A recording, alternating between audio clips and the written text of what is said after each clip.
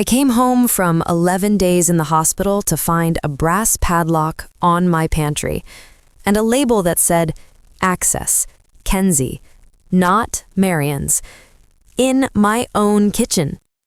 My son was on the couch with a beer. His girlfriend was tagging shelves with RFID stickers like she owned the place. Standards, she said. Organization. What she meant was, take what's yours, old woman, and stay in your lane. That night, I lay in the cozy room they pushed me into, counting stitches and insults. By dawn, I'd made a decision. I wasn't dying in a house where I needed permission to eat. So I started digging. A notary stamp in their nightstand, a red key fob to a storage unit, bank withdrawals I never made, and a reverse mortgage application with a signature that looked like mine if my name had learned to lie. People think strength is loud. Strength is paperwork. It's a neighbor who shows up. It's a lawyer who knows exactly which form turns a lock into evidence. By the time they came home that evening, I had two options for them. Pay back every dollar or meet the police. And yes, we cut that padlock. If you think this ends with a happy speech, it doesn't. It ends with boundaries, restitution, and a pantry that finally belongs to me again. Stay with me, because I'm going to show you exactly how I took my house, my money, and my name back. I stepped inside, and the house exhaled the way a house does when it recognizes you. Then I saw the lock. It was on my pantry door, brass and brazen, looped through a new steel hasp someone had screwed into my old oak. Above it, a label maker had printed two words in tidy black font, Access, Kenzie. Under that, a second strip, as if the first wasn't loud enough, not Marion's. For a time that lasted too long to be a second and too short to be a minute, my brain refused to connect the shapes into meaning. I knew what a lock was. I knew my pantry was. I knew my name. The math still wouldn't tally. I put my purse on the counter and stood very still, like stillness could rewind the room. Trevor's voice floated in from the living room, hoarse with an afternoon beer. Hey, you're back. Kenzie followed him a beat later, perfume first. She was carrying a fan of RFID tags like a hand of cards, and she didn't look at me when she stuck one onto the chrome shelf I'd wedged by the fridge. A tiny scanner chirped each time. The chirp sounded pleased with itself. What is this? I asked, and hospital air made my words paper thin. Our system, Trevor said. He nodded toward the lock the way a man nods toward a grill he's proud of assembling. We kept having mix-ups. Kenzie peeled off another label and smoothed it with her thumbnail, KZ Pantry B02. She finally looked up, lips doing that smile people use when they're explaining a simple rule to a stubborn child. You can keep using your old cabinet, Marion. We just need order. We have standards. My abdomen tugged where the stitches ran like a zipper. Fatigue spread down my arms and pooled in my fingertips. I knew I should sit. Pride is a terrible chair. I stayed standing. This is my house, I said, and the phrase sounded like a reminder pinned to a coat. Trevor tilted his beer can and read it as if the answer to something was printed there. We live here too, Marion. We can't eat discount freezer stuff every night. Your pension doesn't stretch to what we like. He swirled the beer and lifted one shoulder. We're getting organized. Kenzie pressed a new label across a glass jar and gave it a firm proprietary pat. Not yours. The anger that came wasn't loud. It was deep, old, the kind that predates words. But anger needs oxygen, and mine was a rationed thing now. I looked at the lock, looked at my son, looked at the young woman who behaved like my kitchen was a startup office. And I said, I'm going to lie down. Rest up, Trevor replied, already turning back to the television. He spoke as if I'd asked permission to breathe. My old sewing room had been annexed last summer in the smiling way that thieves prefer. It's cozier, Trevor had said when he and Kenzie took the master. More practical. They had plans then. People always do when they practice speeches in front of mirrors. I sat on the twin bed in the sewing room and stared at the ceiling crack that looks like a river delta. Tears arrived, silent and angry at themselves for being wet. The padlock lived on my eyelids. The label did too. Not Marion's. I closed my eyes and inhaled until my stitches told me to stop.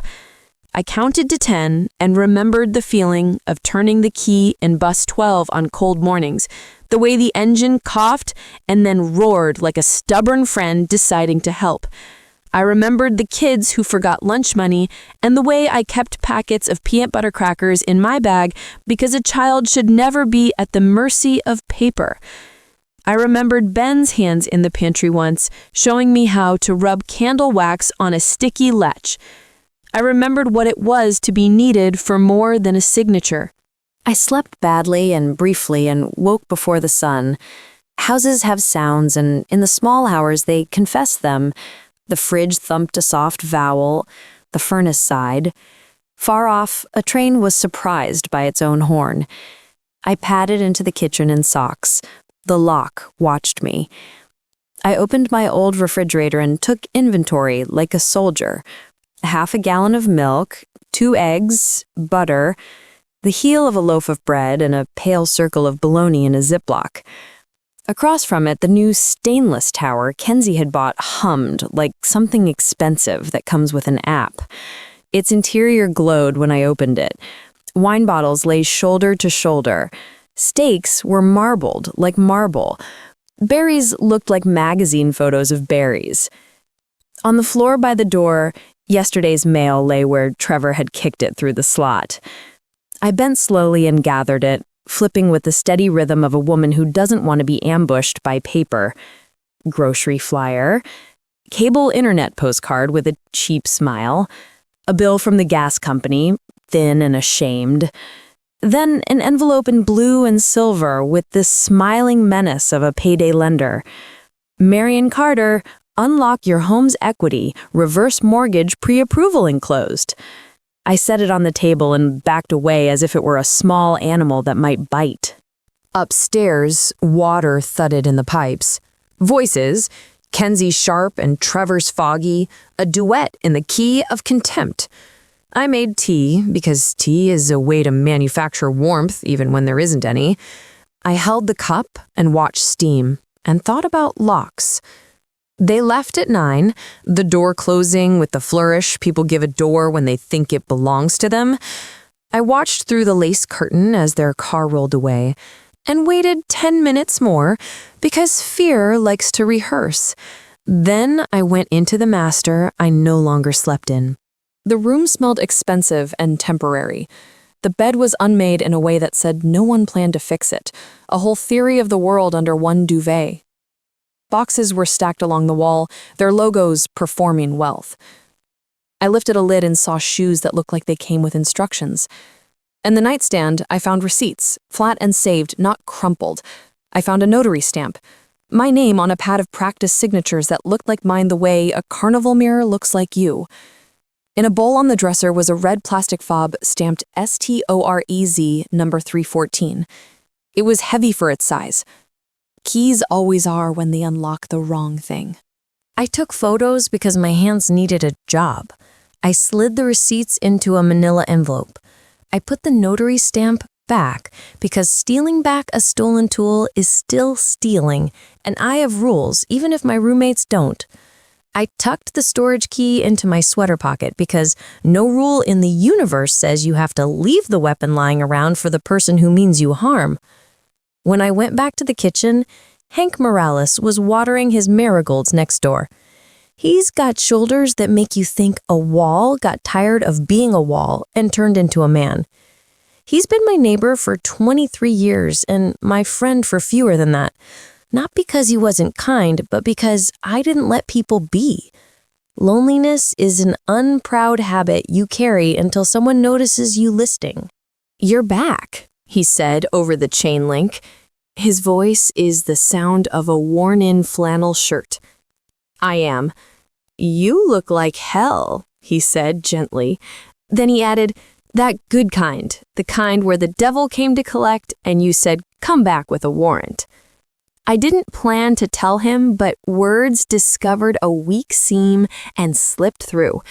I told him about the padlock and the labels and the refrigerator that hummed like a spaceship. I told him about the envelope with the reverse mortgage smiling like a snake. I told him about the notary stamp and the key fob and the feeling in my chest that had nothing to do with stitches and everything to do with survival. He listened. He didn't tell a story about someone he once knew or compare my pain to a thing he saw on television. He looked at the lock the way men who used to wear a badge look at a closed door. Then he said, "You got coffee?" We drank it at my table with the lock in our peripheral vision. Hank said, "Legal aid, downtown. Ask for Jade Park. Sharp. Doesn't make a show of it." "I'm not trying to drag cops and judges into the—" "Then don't," he said. "Start with paper. Paper has a way of moving mountains once you stack enough of it." I called the number he scribbled on the back of the reverse mortgage mailer because life appreciates irony. Jade's receptionist said there was an opening if I didn't mind waiting, and I said waiting is the thing I've done most of my life. I can manage 30 minutes. Hank drove because he likes to feel useful, and because the last time I drove any distance, I had a needle in my arm. Jade Park had a tidy desk and messy hair, and the kind of eyes that tell you can put your burden down. I told her the story twice, once like a person and once like a witness. And when I put the notary stamp on her desk, the air in the room changed. "How close are you to anyone at your bank?" she asked. "I know the tellers. I bring muffins at Christmas. The manager knew my husband." "Good," she said. "We're going to keep this clean. Password changes, fraud alerts, freeze with the credit bureaus. If anyone asks you to sign anything, you call me first, even if it's the mailman and he has a pen." "I'm embarrassed," I admitted, because embarrassment is a disease that spreads in silence. "I'm embarrassed that it's my son." "You trusted your child," she said. "That isn't a moral failure. That's the assumption civilization rests on." Hank got us to the bank in 10 minutes flat. We asked for the manager, and she came out from behind her glass wall and hugged me because we had once hosted a fish fry together in the parking lot. She took us into her office and closed the door and pulled up my accounts, and her face changed incrementally with each new screen, the way clouds change when weather shifts. There were withdrawals in neighborhoods I don't shop in. There were transfers to a savings account I did not open. There was a digital application pending review for a reverse mortgage attached to my parcel number with a signature that felt like mine if mine had been through a suitcase conveyor belt. We changed passwords. We put notes on my accounts that said, "No action without Marion present." We set alerts that would wake me at midnight if someone bought a snowmobile in Wisconsin. We called Equifax and Experian and TransUnion and put freezes on my credit like winter. The manager slid a sheaf of papers toward me. "Here are the forms to dispute transactions. Here are the times we'll call you. Here is the name of the investigator. Here is the badge number of the officer who handles elder financial abuse in this precinct, in case calling is needed later." She said the last part without putting roughness on the words. When we left, I thought I might blow over in the parking lot. I have always prided myself on carrying my own weight. It had not occurred to me that my weight had been riveted to a ship I did not want to sail. Back home, my pantry lock caught the noon sun in a way that made it look smug. I put the storage unit key on the table next to the reverse mortgage envelope and the notary stamp, and the contrast made a kind of sense. Keys open, stamps authorize, envelopes invite. Things only do harm when handled by the wrong hands. "Lunch," Hank said, because men who were once deputies use ordinary words to make heavy moments bearable. We ate grilled cheese and soup because that is what you eat when you need to feel like a person. After, I tucked the key into my sweater again, and we drove to a low building with orange doors that looked like smiles with braces. The clerk barely looked up when Hank slid the contract across the counter and asked if we could confirm the unit tenant. The name was Kenzie's maiden name, because thieves think aliases are religion. We rolled up the door on #314 and watched light fall on shelves. It would have been almost beautiful if it hadn't been awful. Purses in dust bags like slumbering cats, shoeboxes in identical stacks, a ring light against the wall for photographing items to sell, Amazon boxes opened neatly from the bottom so the branded tape remained unbroken, like a smile that didn't belong to you. A corkboard with pinned spreadsheets labeled returns and flips. On a sticky note in Kenzie's neat cheerleader handwriting, kitchen lock works. Another POA reschedule. Another RM apt wed. Jade stood in the open doorway and took photos, not like a voyeur, but like a surgeon. "This is not just elder exploitation," she said. "This is theft.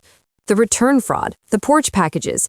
This is a different family of trouble entirely." "You think anyone is going to believe me?" I asked, surprised to hear my doubts spoken in the present tense. Courage is not a steady state. It comes and it goes, like weather. "I think paper will," she said. "And when paper believes, people follow." We closed the door and locked it and left the key at the desk for the manager with a note that the account holder needed to be contacted. Jade said we would do this by the book. I liked the sound of the book.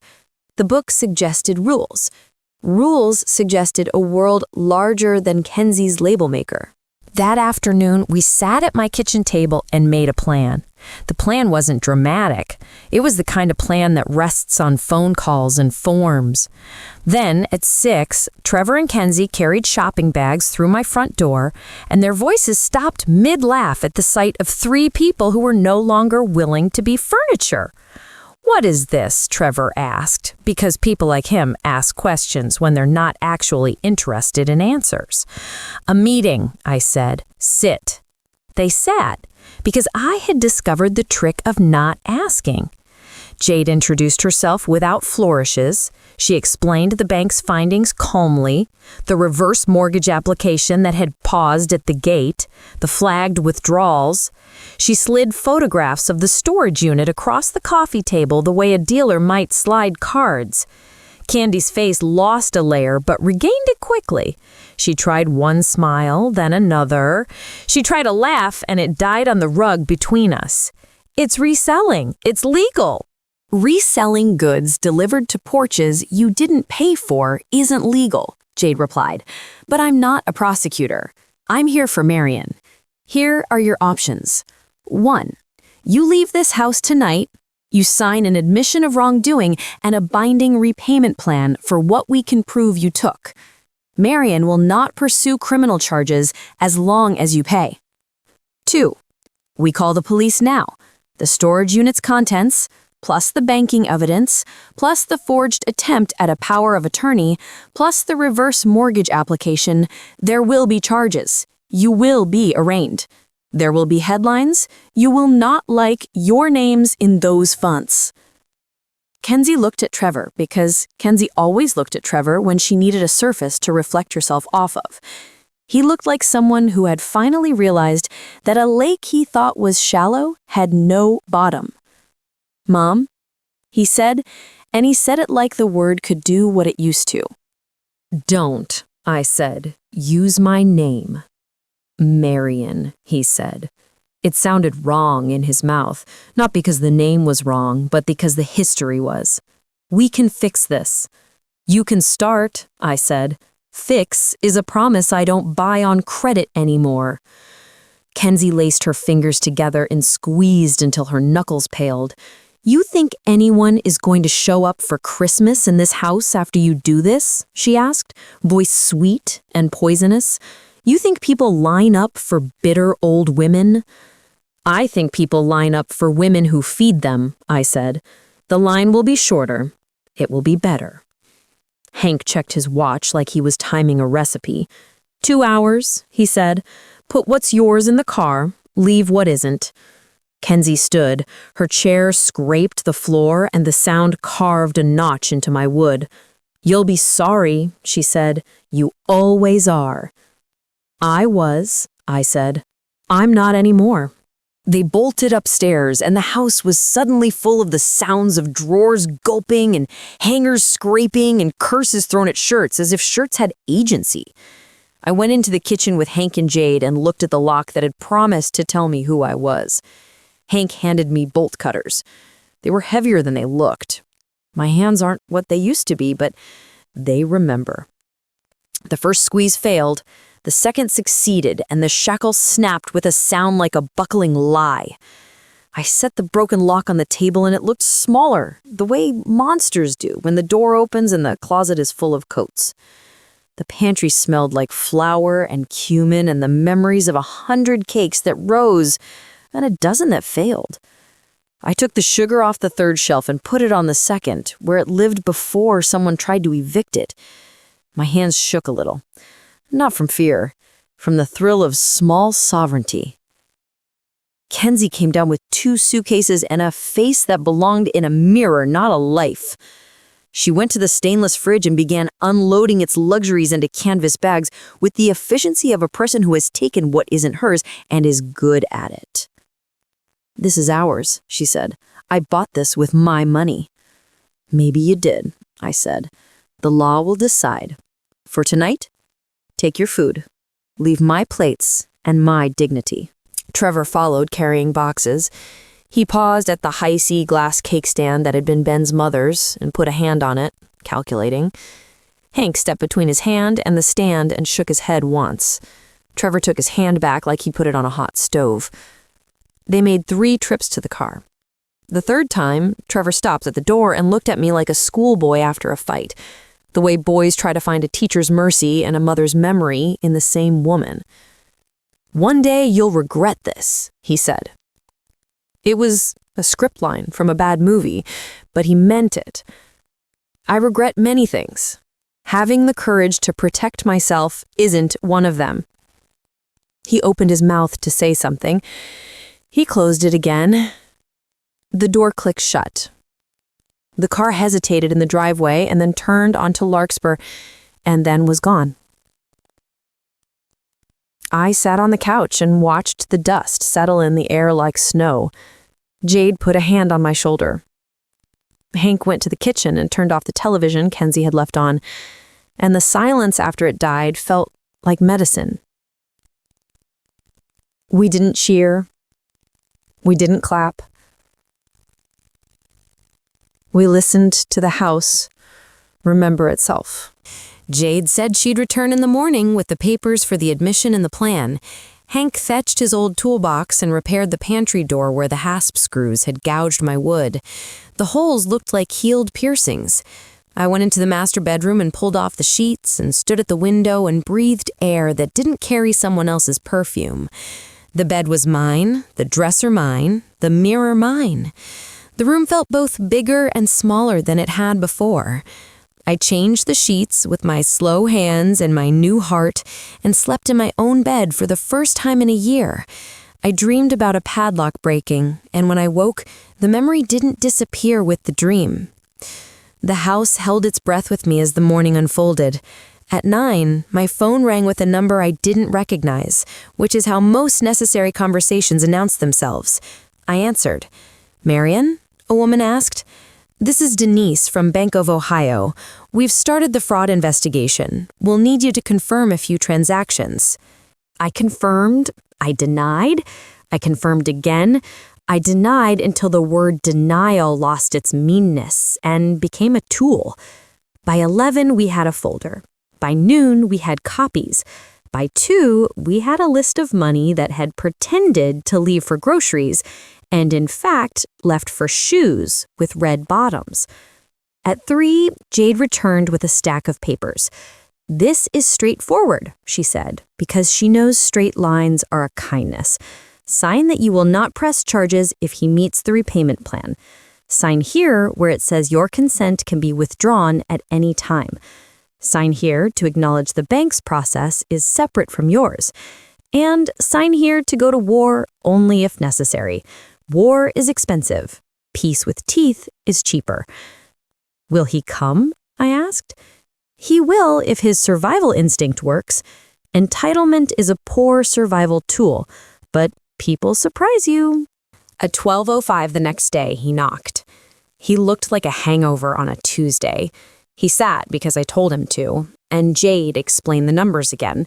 40,000 in change over 2 years, including transfers I hadn't authorized, and ATM withdrawals at a casino where they serve seafood that tastes like interest rates. Plus fees. Plus interest. Pay it back monthly. Miss a payment, and the deal dissolves like sugar. He signed. His signature looked ancient and new at once. He didn't read the pages because reading is an act of humility he hasn't yet learned. He lifted his eyes to mine when he was done. "I'm sorry," he said. "I know you don't believe me. I don't know how to make you. Money isn't an apology. It's a beginning." "I'm getting a job," he said. "2 if I have to. I'll pay you, I swear it." "Swear to yourself," I said. "I've done enough for you." He didn't argue. He left with his shoulders bent the way a boy's shoulders bend when he carries a backpack full of books he didn't choose. The door shut. The house exhaled again. We filed the papers the way women file papers when they are tired of relying on words. The bank moved the way banks move, slowly, then suddenly. Some money returned. Not all. $18,000 redeposited after their internal process agreed with my memory. The older withdrawals vanished like a bus stop you pass every day but never use. The bigger lies took longer to untie. The reverse mortgage application was closed as if it had never opened. The notary stamp went into an evidence bag.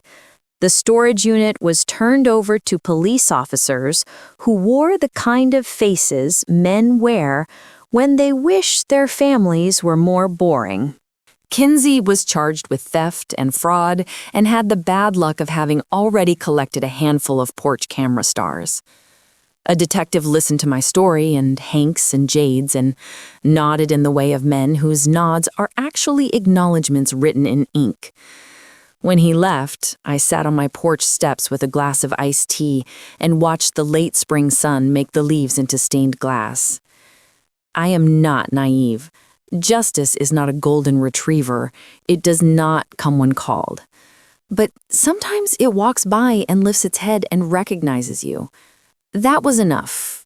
That day, it was enough. The house became mine again, one small thing at a time. I put the flower back on the second shelf where it had lived since the Clinton administration. I hung my bus driver jacket in the hall closet and put my hand on it sometimes just to feel the weight of wool and work. I took the label maker from the kitchen drawer and printed Marion's in large black letters and stuck it on a mason jar and filled the jar with the broken lock. Then I peeled the label off and wrote lesson with a Sharpie. Labels tell you what something is. I wanted to remember what it was for. Hank and I painted the living room a soft cream, and he said the color looked like Sunday morning if Sunday morning were a wall. We replaced the curtains with ones that looked like sunlight had been woven into cloth. I sold the stainless steel monster fridge to a neighbor with 3 teenagers and used the money to have the roof repaired the way it should have been a year ago. I stood in the yard when the new shingles went on and felt the small, clean pride of paying for what you need with money that belongs to you. People came by that summer with casseroles and words I didn't know I needed. Mrs. Keating from across the street brought hydrangea cuttings because plants are a commitment you make to the future when you've just proven you still have one. Nora, from the diner down on Bryce Road, knocked one afternoon with a pie and a story about Kenzie returning once-worn dresses and brewing cruelty beside her coffee. I knew something was wrong, Nora said, and she touched my forearm with the courage of a woman who knows what it is to be doubted and refuses to be. In July, the attorney at the bank called to say a bit more had been recovered and would be credited by the end of the week. "It isn't everything," he said, apologetic in the way of men who are sorry for the limits of their tools. "But it's something. Something is how you build everything," I told him, and realized I was saying it to myself as much as to him. Every 30 days, a deposit appeared in my checking account from Trevor. $300 at first, then $5 when he sent a text that said he'd started second shift at a warehouse, and the extra $100 was doable. No emojis, no apology, just the money. Sometimes dignity is a line on a ledger. I didn't respond, not because forgiveness is grudging, but because silence can be a fence that keeps the fox away from the henhouse, and I liked seeing chicken in my future. Kenzie disappeared. I read her name once in a local crime blotter with charges listed like a shopping list of mistakes, then not at all. The world is big. You can vanish in it easily if you practice pretending to be someone else. I do not wish her harm. I wish her a mirror she cannot ignore. At the edge of August, a young woman parked a dusty Corolla at my curb and walked up the path with a small boy holding her hand. The boy looked at my pansies with the reverence children reserve for color. The woman looked at me with the worry women reserve for introductions that might change something important. "Miss Carter?" she asked. "I'm Naomi, Trevor's friend." She seemed to try the word on for size and found it slightly too big. "We've never met." "We haven't," I said. "Would you like some lemonade?" We sat on the front steps with the boy between us. He slid his hand into his pocket and pulled out a smooth stone and rubbed it the way children do with things that keep them tethered. Naomi told me about 2 jobs in a cramped apartment and how Trevor was late sometimes, but never for the hours he owed the court. She told me about a therapist with kind eyes who was the first person to tell him he had been spoiled and was lying when he called dependency love. She told me about a little boy named Evan who liked trucks and blueberries and bedtime stories read in a voice that didn't rush to get back to a phone. "He talks about you," she said. "He doesn't ask for forgiveness. He just says he hopes one day you'll let him show you who he's trying to be." The boy looked at me with eyes that had not yet learned what betrayal looks like. "I like your flowers," he announced. "Thank you," I said. "They like you too." We watched Evan climb a little ladder and hesitate at the top, and then step onto the platform and raise his arms and beam like a mayor. "I'm proud of him for trying things that scare him," Trevor said, voice caught somewhere in his throat. "Good," I said. "Be proud of yourself when you do the same." He swallowed. "He write letters," he said. "I don't send them because I can hear your voice saying, 'Why should I read this?' But I write them anyway. It's making me honest." "Honesty doesn't need an audience to work," I said. "It needs a habit." He nodded. He did not ask for a hug when they left. He touched Evan's hair when he buckled him in and told him he was brave. And that was enough. In September, my yard smelled like leaves and cinnamon. I baked 2 loaves of banana bread, one for Hank, one for Nora, because gratitude should be fed. I took cuttings of my hydrangeas and stuck them in jars on the windowsill where they made colors out of light. I called Jade and told her the bank had deposited the last of the funds they said they could recover, and she said she would come by and go over the documents one more time because thoroughness is the love language of lawyers. I cleaned out the sewing room, folded my grandmother's quilt, and put my bus driver badge in a frame above the machine because memory can be a medal when it's hung on a wall. One evening, just after the 6 o'clock news declared that the weather would be cooperative and politicians would not, my phone rang. The number was Trevor's. I picked it up and said hello because you can be kind without being gullible. He said he had mailed a letter. He said it wasn't an apology because apologies are cheap when they are not tied to behavior.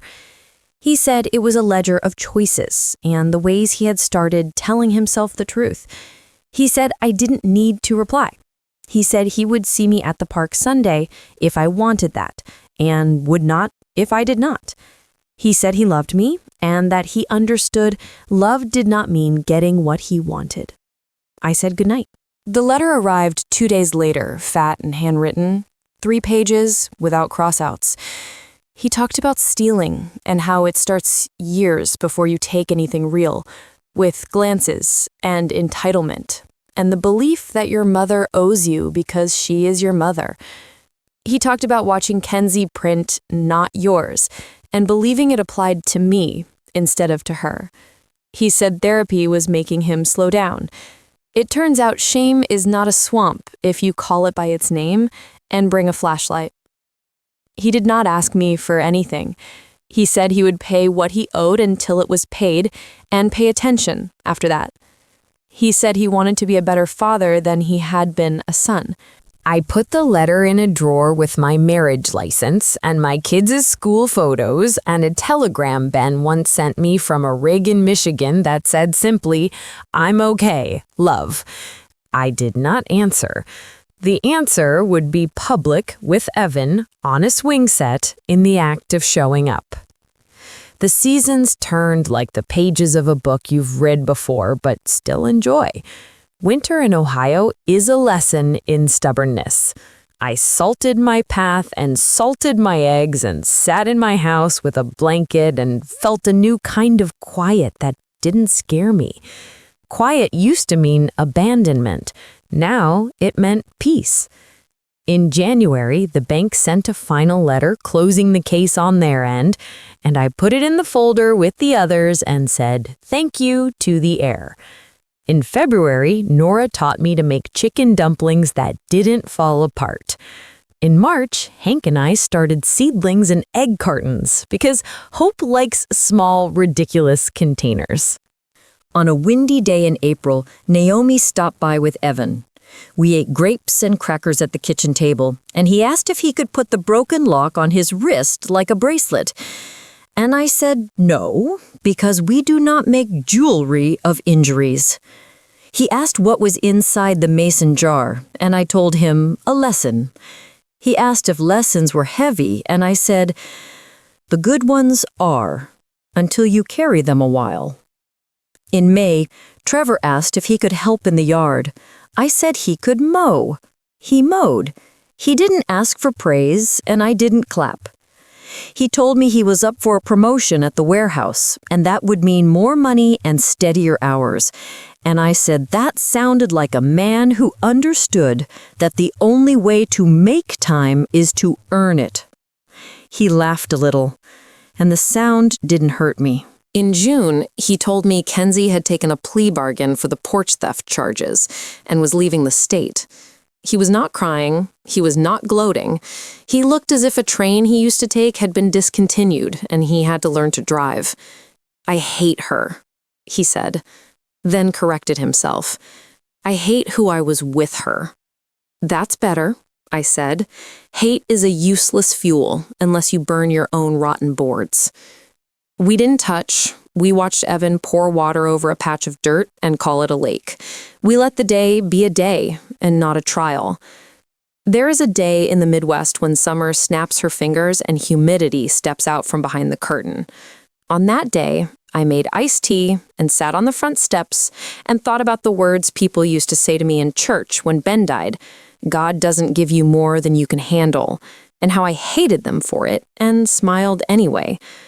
It is a peculiar cruelty to call pain portion-controlled. Life gives you what it wants. You handle it, or you hand it off to someone else as debt. I have carried my own debts a long time. I do not want to carry anyone else's again. Nora came over with tomatoes from her garden, red as an apology that took too long. We sliced them thick and put them on bread with mayonnaise and salt and ate until the juice ran down our wrists. She told me about a girl at the diner who thought the world owed her, and then about a boy who refilled sugar dispensers without being asked, and how kindness and competence look alike if you squint. We laughed. The pie she brought had a crust that flaked into forgiveness. Hank built me a little gate for the chain link fence, because gates are both boundary and welcome, and that feels right at my age. He installed it on a Saturday afternoon with the baseball game on a radio in the grass and the sound of men calling strikes, blessing our work. When he finished, we stood there with our hands on our hips and admired it like we had made art. Maybe we had. On a Sunday near sunset, I took the mason jar down from the shelf and unscrewed the lid. The broken lock lay there like a fossil. I weighed it in my palm and felt its surprising lightness. A year ago, it had been everything. Now it was a thing. Just a thing. I set it back in the jar and screwed the lid tight and put it on the top shelf of the pantry behind the flour. Not to hide it, to place it. The past is not a guest to invite to dinner. It is a jar you keep in case you need to remember what you have no intention of repeating. That night, I sat on the edge of my bed and sent a text to Trevor. It said, "Park at 10 next Saturday, bring the boy." That was all. He replied, "We'll be there. Thank you." No emojis, no promises. The right kind of nothing. Saturday arrived, bright as a promise you make to yourself. I wore my good sneakers because I have learned that dignity loves comfort. Evan ran halfway across the field before he remembered he wanted me to see him run and ran back to fetch me with both hands. We skipped stones on the wide, quiet water and counted how many hops each one made. And Trevor laughed when his sank on the first plop. And Evan laughed harder and said, "Daddy, you need a lighter rock." As if the world's problems could be solved by better selection. Maybe some can. On the way back to the car, Trevor asked if he could carry the bag. I let him. He asked if he could cook dinner at my house next weekend. I said yes and no. Yes, he could bring ingredients, and yes, he could use my pans. And no, he could not decide where the flour went, and no, he could not label my food. He nodded and said, "I deserved that." And I said, "You did." And he didn't argue. We ate chicken and green beans at my table, and he cleaned the stovetop after, and it was not a miracle. And it was. He sent me a photo the next morning of a paycheck stub with a highlight over a number that meant he was making it. He asked me to say I was proud. I waited. Not because pride is a currency to be withheld, but because words are tools and tool safety matters. I wrote, "Keep going." He sent a thumbs up because men sometimes need to translate encouragement into icons. The hydrangeas bloomed so extravagantly that neighbors slowed their cars to look. I cut armfuls and brought them to the legal aid office with a note for Jade that said simply, "Thank you." She came out to the lobby and hugged me, and I hugged back, carefully but fully, because we had earned this contact. On my way out, a woman my age with a neat braid and tired eyes touched my sleeve and whispered, "Does it work?" I looked at her, and at the forms in her hand, and at the courage it takes to walk into a building like this and say, "Help." "Yes," I said. "Enough." The school year started. I do not drive a bus anymore, but I still wake at 5 on the first day and stand by the window with coffee and watch the neighbor kids gather at the corner, backpacks new, nerves old. The bus arrives and the door folds open like a book, and the driver's arm raises and lowers, and the children climb aboard, and I am ridiculous for crying, and allow it. It is a very particular kind of delight to hand your worry to someone competent, That's all I ever wanted to be to the kids on my route. That's all I want to be to myself now. On a Wednesday in late September, I found a small brown package on my porch, addressed to me. It was from Naomi. Inside was a framed drawing of a pantry shelf. Evan's hand had labeled the jars with a child's careful letters: flour, sugar, hope. My name was on a fourth jar, crooked and perfect. I hung it in the kitchen, under the clock. When Hank came by and saw it, he made a sound a man makes when he will not cry in front of you, but wants you to know he would if you asked. Fall is here again. The pantry smells like cinnamon and accomplishment. There is a jar of pickles that snapped when I sealed it. There is a loaf of bread that rose like stubbornness. There is a bag of goldfish crackers for Evan on Saturday, and a list of movies Nora says I need to watch so I'll understand memes. There is the mason jar with the broken lock behind the flour. There is a clean space where a hasp once scarred my door. There is a sturdy gate between my yard and the world. I water the hydrangeas in the late afternoon when the sun slants low and the light turns everything truthful. I watch the leaves hold drops before releasing them. I think of the label that read, "Not Marion's," and how inaccurate it was. My house is mine, but it is the smallest claim I have. My life is mine. My choices are mine. My boundaries, my dignity, my quiet, my jokes, my recipes, my rituals, my stubborn morning coffee, my softness that did not die even when it wanted to, mine. People ask if I forgave him. Forgiveness implies a ledger I'm not qualified to maintain. I set rules. I keep them. I do not pretend a wound wasn't a wound because it healed without stitches. We eat dinner sometimes. He pays on time. He is gentler with his boy than he was with himself. It is enough for now. Enough is a fine word. Enough is what a pantry ought to be when you open it and find you have what you need without stealing any more from tomorrow. A padlock can change a life if you let it. So can a bolt cutter. So can a pen. So can a neighbor with marigolds, a lawyer with a stack of forms, a diner waitress with a pie and a story, a little boy who thinks a jar belongs to hope.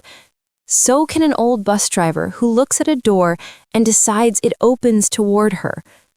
I lay in bed most nights now and think of the sound a lock makes when it breaks.